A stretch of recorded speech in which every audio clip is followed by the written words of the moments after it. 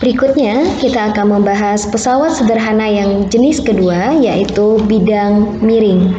Nah, pada bidang miring, ada beberapa istilah yang juga harus diketahui. Yang pertama adalah jarak dari titik ujung sini sampai titik ini adalah panjang bidang miring yang kita gunakan.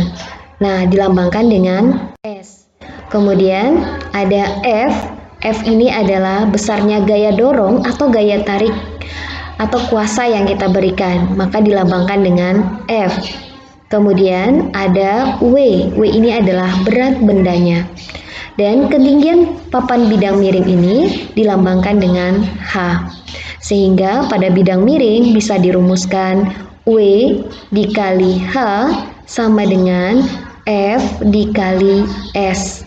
W itu adalah berat benda, H adalah ketinggian bidang miring, F besarnya gaya atau kuasa yang diberikan, dan S panjang bidang miring.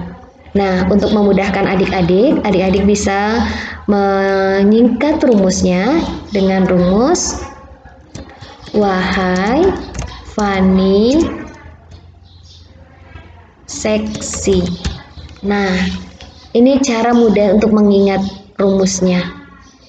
Nah, W kali H sama dengan F dikali S. Jadi kalau diringkas itu bisa jadi rumusnya wahai Fani seksi. Nah, lebih mudah mengingatnya kan adik-adik? Nah, pada bidang miring juga memiliki keuntungan mekanik. Keuntungan mekaniknya sama pada tuas atau pengungkit, yaitu perbandingan antara berat benda dan gaya kuasanya, atau perbandingan antara panjang bidang miring dan ketinggian bidang miringnya. Nah, semakin rendah bidang miringnya, maka keuntungan mekaniknya semakin besar, atau semakin panjang bidang miring, maka keuntungan mekaniknya semakin besar. Kemudian berikutnya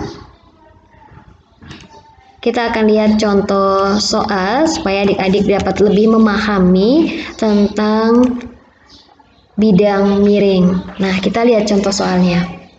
Berapakah besar usaha yang dilakukan seorang yang menarik benda seberat 40 Newton? Nah, menarik benda seberat 40 Newton, maka yang diketahui adalah W-nya 40 Newton. Nah, kita lihat pada gambar ini. Nah, kita lihat pada gambar ini bahwa sudah diketahui di sini adalah S-nya. S-nya adalah 2 meter, maka kita tulis S 2 meter. Kemudian H-nya yaitu ketinggian bidang miringnya adalah 1 meter. Kita tulis H sama dengan 1 meter. Nah, yang ditanyakan apa? Yang ditanyakan adalah besar usaha berapakah besar usaha yang dilakukan seorang. Nah, besar usaha maka besarnya gaya yang kita berikan. Nah, besarnya gaya yang kita berikan. Nah, W-nya tadi berat bendanya itu adalah 40 Newton. Nah, W adalah 40 Newton. H yaitu 1 meter. Kemudian sama dengan F. F-nya yang ditanyakan dikali 2. S-nya adalah 2. Nah, kita hitung karena ditanyakan F, turunkan F sama dengan 40 dikali 1, 2-nya turun ke bawah sehingga dibagi 2. 40 kali 1, 40 per 2. Maka dapat gaya yang diberikan adalah 20 Newton. Lalu kalau ditanyakan keuntungan mekaniknya yaitu W per F. W-nya adalah 40, F-nya adalah 20, maka keuntungan mekaniknya sama dengan 2. Nah, prinsip bidang miring ini banyak diterapkan dalam kegiatan sehari-hari kita. Contohnya pada pembuatan tangga yang bertingkat-tingkat atau berkelok-kelok, pembuatan jalan yang meliuk-liuk di daerah pegunungan. Nah, penggunaan papan yang dimiringkan saat ingin menaikkan atau menurunkan beban yang berat. Nah, itu pemanfaatan bidang miring dalam kehidupan kita sehari-hari.